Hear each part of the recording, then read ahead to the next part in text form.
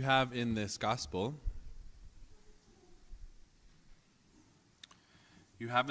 a very beautiful image, which is the transfiguration. Now, mind you, Jesus, who knows the trajectory of his 3-year ministry on earth, he knows the needs of the apostles when they're being called to follow him. He knows the hearts. He knows their fears. He knows their impetuousness. He knows their zeal.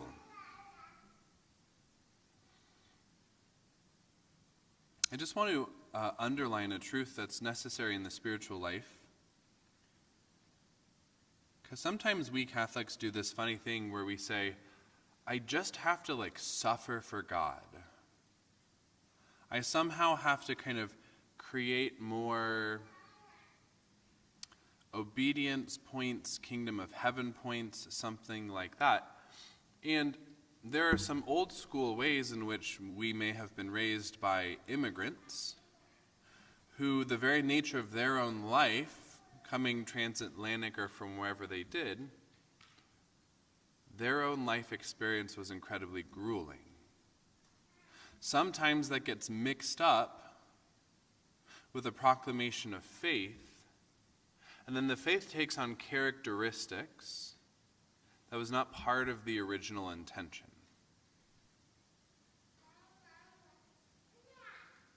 There's meaning in suffering, but we don't seek out suffering. An omnipotent God doesn't just snap his fingers and eliminate suffering. Plenty of days I wish he did. It would make my job as a priest much easier. And yet, if you look at the life of Jesus,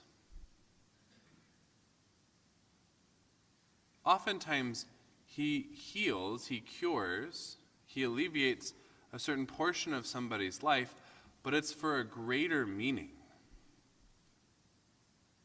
Why do you cleanse a leper? Now that person's able to enter back into community, to be regrafted onto a people. It's not that Jesus is concerned with skin health. It's that Jesus is concerned with matters of the heart.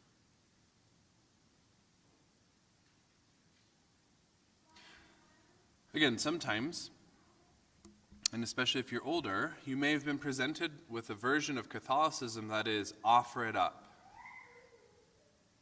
Or where severe penances characterized the living out of the faith. You and I don't need to go and seek out severe penances. Life is penitential enough.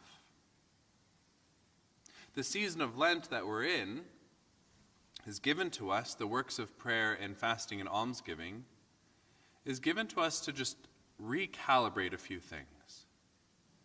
What is my relationship with money? What is my relationship with food or drink? Do I do it for the sake of nourishment? Do I do it for the sake of connectedness with somebody else? Or when I experience an unpleasant emotion, do I just reach for a little Debbie bar? And then almsgiving. The notion of almsgiving is to give over and above, generally speaking, not to the church per se, but to the poor. Tithing is kind of the regular giving, the support of the church and her works. That's the regular throughout the year from one's income. Tithing is that regular gift. Almsgiving is in making my life adjustment. In, for example, giving up meat on Fridays and the cost of a steak or ham sandwich or whatever it is. in going to a simpler, poorer food, I take a portion of that and I give it to somebody else who has not. Even still, if I'm on a fixed income where I don't have that much leverage there financially speaking, do I go through the things of my life? Do I go through my closet and look at what is unused? There was a great saint who said, the unused coat in your closet belongs to the poor man. Am I willing to divest myself of things that I don't need, or things that I low-level need, but am willing to do without for a time of sacrifice? Again, you and I don't need these great penances. We don't need to kneel on cornmeal. We don't need to whip ourselves. We don't need to do elongated fasting. But small acts done with intentionality and love. Let me go back to an original thought at the beginning of this. God knows the hearts of the apostles, of the disciples, of those who are following him. He's giving them everything they need to be able to be faithful at a moment of reckoning. God knows that Good Friday is coming. Think not of Good Friday as this big testing day, although Jesus says, pray that you may not undergo the test. But think not of this gigantic day in which the apostles themselves will be tested, because 11 of the 12 of them pretty much fail. Think rather of the personal trauma that each will undergo that day. Jesus is the Lord who raised people from the dead. He is the one who multiplied bread. He is the one who walked on water. The guy clearly can do a lot. I'm sure plenty of the apostles, when they were having their sleepovers, were playing in their minds with one another of action figure Jesus who could just take down the Romans. Think of the trauma that day would have presented to them. That this person who they just barely started believing to be God himself, the Son of God, whatever that means, who has power over the limitations of reality, and then all of a sudden the limitations of pain and constraint and nails overcome him. You can now see how the disciples on the road to Emmaus said, we had hoped he would be the one. The reason I bring all of this up is because of the transfiguration. This moment in which he takes Peter, James, and John. Now, why Jesus does concentric circles, kind of a hierarchy as it were. First you have Peter, you are Peter, and upon this rock I will build my church. And then there's 3 or 4 scenarios in the Gospels where then it's the 3, Peter, James, and John, and then the 12, and then the 72, and then the 3,000. Jesus' leadership style. But the transfiguration is this moment of building up these apostles. See that I have power over life itself. See that I am transfigured. Hear the voice of the Father, not even my own voice. This is my beloved Son, in whom I am well pleased. It goes very far back to the moment of baptism. The same voice of the Father. Think of this building up and affirmation of the faith of the apostles for a time when it will be tested. It will be taken down a notch.